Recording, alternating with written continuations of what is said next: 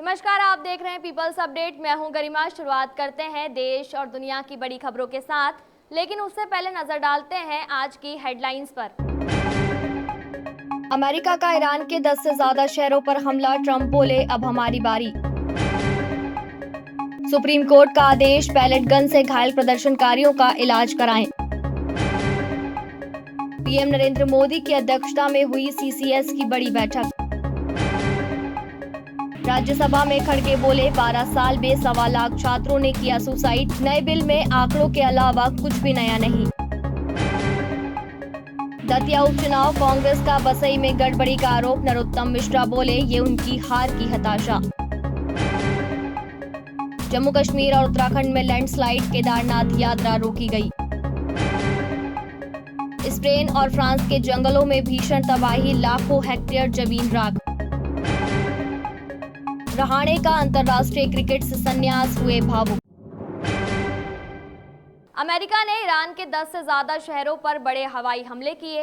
Qeshm द्वीप पर एक रिहायशी इमारत पर हमला हुआ, जिसमें एक दंपत्ति और उनके 2 साल के बेटे की मौत हो गई, जबकि 2 बच्चे घायल हुए। अमेरिकी सेंट्रल कमांड ने दावा किया कि उसने ईरान के IRGC के कई सैन्य ठिकानों को निशाना बनाया, जिनमें मिसाइल, ड्रोन, कमांड सेंटर और तटीय सुरक्षा ठिकाने शामिल है।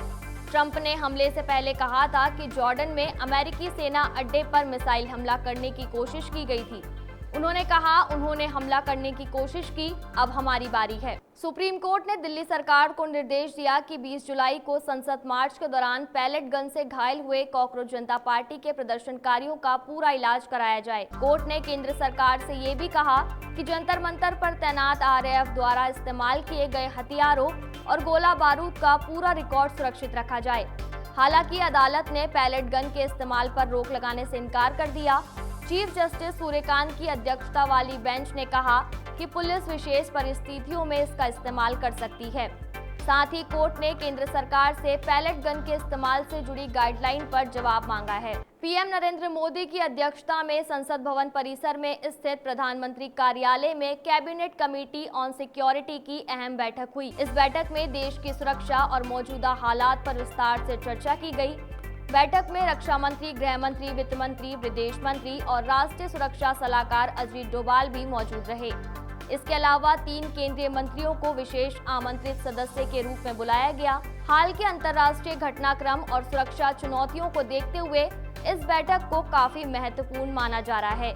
सरकार की ओर से फिलहाल बैठक के फैसलों की विस्तृत जानकारी साझा नहीं की गई। राज्यसभा में एंटी पेपर लीक संशोधन बिल पर चर्चा के दौरान कांग्रेस अध्यक्ष और नेता प्रतिपक्ष मल्लिकार्जुन खड़गे ने केंद्र सरकार पर तीखा हमला किया। उन्होंने कहा कि पिछले 10 से 12 सालों में 1,23,000 से ज्यादा छात्रों ने आत्महत्या की, जिनमें से करीब 1/4 छात्रों ने परीक्षा में असफल होने के कारण ये कदम उठाया।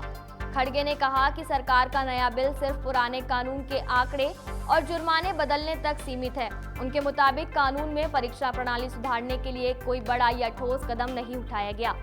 उन्होंने सरकार से छात्रों के मानसिक और परीक्षा व्यवस्था पर गंभीरता से काम करने की मांग की। मध्य प्रदेश की दतिया विधानसभा सीट पर आज उपचुनाव के लिए मतदान हुआ। सुबह 7 बजे से मतदान शुरू हुआ और कई बूथों पर मतदाताओं की लंबी कतारें देखने को मिली। इस उपचुनाव में मुख्य मुकाबला भारतीय जनता पार्टी के उम्मीदवार आशुतोष तिवारी और कांग्रेस के उम्मीदवार घनश्याम सिंह के बीच हुआ। वहीं आजाद समाज पार्टी ने दामोदर सिंह यादव को मैदान में उतारा। वोटिंग के दौरान कांग्रेस ने कई बूथों पर गड़बड़ी का आरोप लगाया। पार्टी का कहना है कि बसई और सिरोल इलाके में मतदान प्रक्रिया पर सवाल उठे हैं। आरोपों पर बीजेपी के वरिष्ठ नेता और पूर्व गृह मंत्री नरोत्तम मिश्रा ने पलटवार करते हुए कहा कि कांग्रेस हर चुनाव में हार की आशंका होने पर ऐसे आरोप लगाती है। उन्होंने कहा, ये कांग्रेस की हताशा और निराशा को दिखाता है, जबकि जनता विकास के पक्ष में मतदान कर रही है। उत्तराखंड और जम्मू कश्मीर में लगातार हो रही भारी बारिश ने जनजीवन को पूरी तरह प्रभावित कर दिया है। गौरीकुंड और सोनप्रयाग के पास लैंडस्लाइड होने से केदारनाथ यात्रा को फिलहाल रोक दिया गया। सुरक्षा कारणों से हेलीकॉप्टर सेवाएं भी बंद कर दी गई और यात्रियों को सुरक्षित स्थानों पर ठहराया गया। रुद्रप्रयाग, चमोली और उत्तरकाशी में कई सड़कें बंद हैं। वहीं जम्मू कश्मीर के राजौरी और पुंछ में अचानक आई बाढ़ से हालात बिगड़ गए हैं।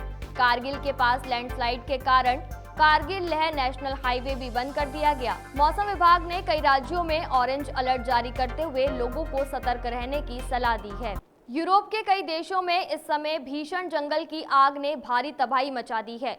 स्पेन, फ्रांस और पुर्तगाल में लाखों हेक्टेयर जंगल जल चुके हैं। आग इतनी तेज फैली कि 3 लाख से ज्यादा लोगों को अपने घर छोड़कर सुरक्षित स्थान पर जाना पड़ा।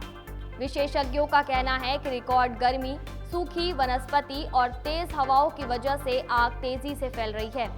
फायर ब्रिगेड, हेलीकॉप्टर और राहत दल लगातार आग बुझाने में जुटे हैं, लेकिन कई इलाकों में हालात अभी भी गंभीर बने हुए हैं। मौसम विभाग ने चेतावनी दी कि आने वाले दिनों में तापमान और बढ़ सकता है। इससे आग पर काबू पाना मुश्किल हो सकता है। भारतीय क्रिकेट टीम के अनुभवी बल्लेबाज अजिंक्य रहाणे ने क्रिकेट के सभी फॉर्मेट से संन्यास लेने का ऐलान कर दिया। उन्होंने 30 जुलाई को इंस्टाग्राम पर एक भावुक पोस्ट शेयर करते हुए अपने लंबे क्रिकेट करियर को अलविदा कहा। रहाणे ने लिखा, कैप नंबर 278 साइनिंग ऑफ। सालों तक मिले प्यार और समर्थन के लिए आप सभी का धन्यवाद। मैं हमेशा आपका आभारी रहूंगा। उनके संन्यास की खबर सामने आने के बाद करोड़ों फैंस भावुक हो गए। फिलहाल इस बुलेटिन में इतना ही। देश और दुनिया की तमाम बड़ी खबरों के लिए देखते रहिए पीपल्स अपडेट।